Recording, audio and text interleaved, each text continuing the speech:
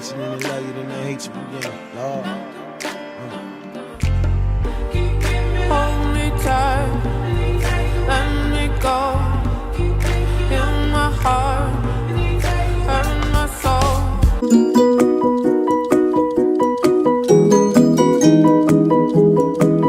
The benefits of summer classes are you are able to take 2 either in June or July. And on top of that, there's also mini session classes that actually happen in May. So you can definitely do that. That's like 5 classes out of the way. So if you don't do any mini session classes and you just do summer classes, then you have 4 classes out of the way. That's like 4 classes a semester that usually most people do. But why do that? You could just get it done in the summer and you're 4 classes ahead. Summer classes are your best friend. Number 2, a course overload. In other words, most people like to take only 4 classes a semester. I personally love taking 5 or 6, but sometimes things don't go out the way you planned them. If you take more than 4 classes, that's considered a course overload. And if you take more than 5 classes, and they're all 3 credit each, that's 15 credit hours. If you take 1 more, that's 18 credit hours. Some people can't handle it, some people can. Sometimes advisors advise not to take that many classes, but I mean they're just doing their job. If you know you can do it, then you can do it. And you don't even have to take 6 classes in one semester. You can all at once. What you can do is level the classes out. So say if you're taking 4 classes all at once, and then there's two of the classes you want to take, you could split those into 2, because some schools offer 8-week courses. So you could take 1 class in the first 8 weeks, and then you could take the second class in the second 8 weeks. So then you had all 6 that you wanted. Yeah, so I recommend taking more than 4 classes a semester. If it's gonna be your first time in college, okay, then start off just take 4 the first semester, and then keep going and challenge yourself. At first you're gonna be like, there's no way I can do this, but trust me, there's a way you can do it. The more you challenge yourself, the better the student you become. Number 3, keep up with your advisor. Please, do you hear me? Do you hear me? Keep up with your advisor. Like, that is something so serious that a lot of people don't do. And it's so interesting because sometimes the school says you only have to meet your advisor once, like a month, or once every 2 months. Don't do that. You need to meet your advisor at least 3 to 4 times a month in 1 semester. I'm serious, because sometimes your advisor may know something that you didn't know, and sometimes they might forget. You have to be on your advisor's tail. This person is advising you and helping you get to your goal. Now, you can't just rely on your advisor because there's so many other students out there helping. So you need to help yourself, and you need to be on their case every single day. Okay, maybe not every single day, but as much as you can. And then they'll know, and they'll see that, wow, this person's really determined, you know. And I'm not saying that all advisors screw up purposely, but there are some who do, and some who actually do it on accident. And at the end of the day, you don't want to be missing 1 credit or 3 credits, 1 class, whatever. You don't want to miss that. You don't want to be like, oh my gosh, I can't graduate. You want to be like that. Or sometimes your school will still let you graduate, but you still have to finish that 1 class. So after you graduate, you have to go back to school. You don't want to do that. So please be on top of your advisor. Don't wait for your advisor to make you a plan. Make yourself a plan, so you know where you're going, and you know where you're headed, and you know exactly what classes you need to take. Alright, so number 4, have your courses planned out.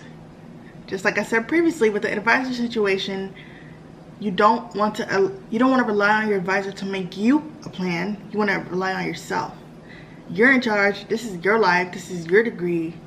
You are going to make a difference in your life. Your advisor just there on the side to advise you, cheer you on, whoop, whoop, whoop, whoop, whoop, whoop. Okay, but no, this is not your advisor's life. Your advisor already got a degree, because there's no way to be an advisor without a degree, right? Listen to me. Plan out your schedule. If you're a freshman, you don't have to worry about this right now, because all you're twerking. What? Are you twerking? You're twerking?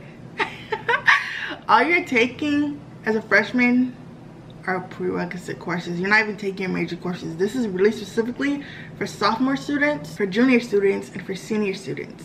And if you're already graduate, for graduate students. But by then you should know this by now. Plan out your degree plan by yourself. You can definitely look at the degree plan that the school gives you, but then if you're like, oh, I don't want to take this class this semester or that semester, then definitely do that for yourself. Make it easy for yourself. Have your plan and be ready.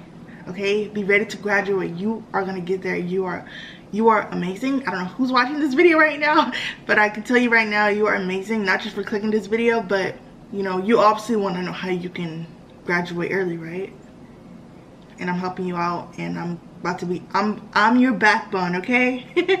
Besides your parents and your siblings or whoever's in your family, I'm your backbone. I'm here for you. If you have any questions, leave them in the comments. Number 5, take online courses. I know a couple people who are actually scared to take online courses. They never did it. All they did was take in-person classes.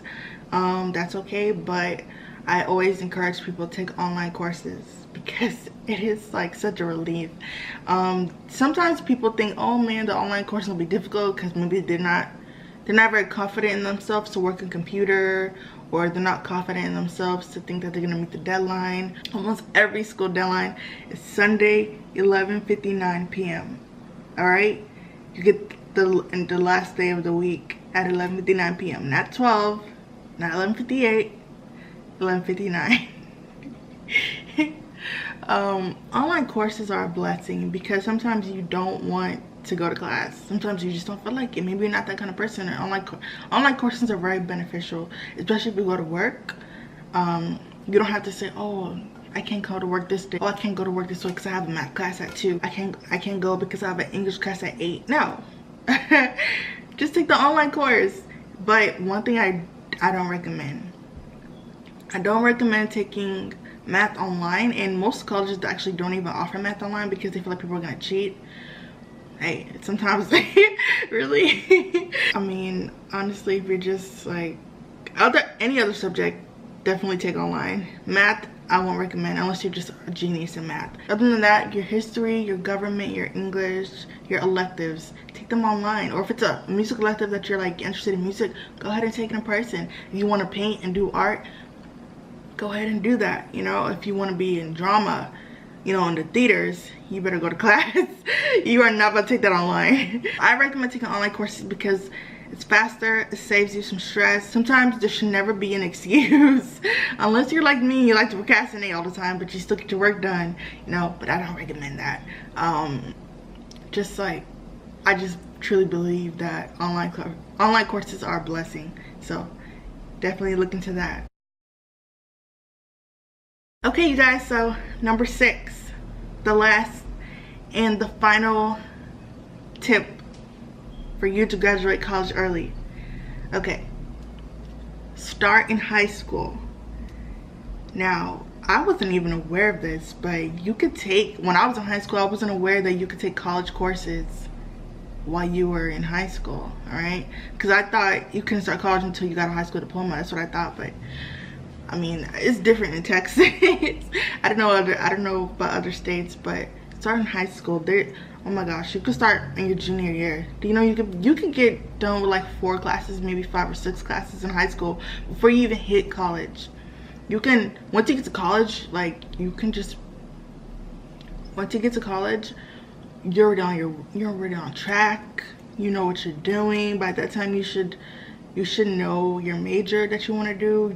You're just right into it, and it's just great to start in high school. Now, if you don't want that pressure, you want to live that high school life, think about it.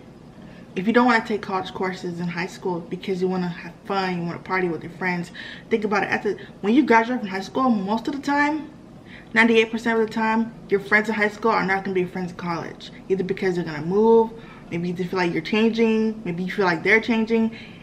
I mean, honestly, that's just the truth. That's just the truth. So I feel like work hard while you're in high school, and then when you get to college, by the time you're doing all those classes in high school and you get to college, you'll be almost done graduating with your associates, with your bachelor's. You have like a whole year ahead of your bachelor's. Like, that is amazing. I mean, you might not, like, right now you probably just don't care, but I'm telling you right now, it's the best feeling ever, because guess what? You just graduate early. You can graduate early. Like, you don't have to wait till you're 22 to graduate college. You don't have to wait till you're 21. Or actually, you might graduate when you're 21. You might graduate when you're 20. You don't have to wait till you're 22, which is like, I guess, like 4 years. So I'm assuming it's the normal age from 18 to 22, whatever. Think about it. You graduate early. You get a job earlier. You're ahead of your friends. Or your friends. You know, you're making money at a young age. You get to travel. You make new friends. There's so much perks. And guess what? At the end of the day, you're an adult by this time.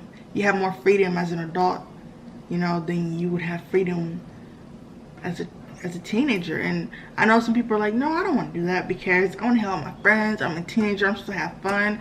Well, unfortunately, sometimes that's not how it works. There's some teenagers who go to school, high school, and then they go to work. You do all three. You can go to high school, you can go to work, and you can take college classes. You'll be so far ahead in life. Not just physically, you'll be so far ahead in life mentally.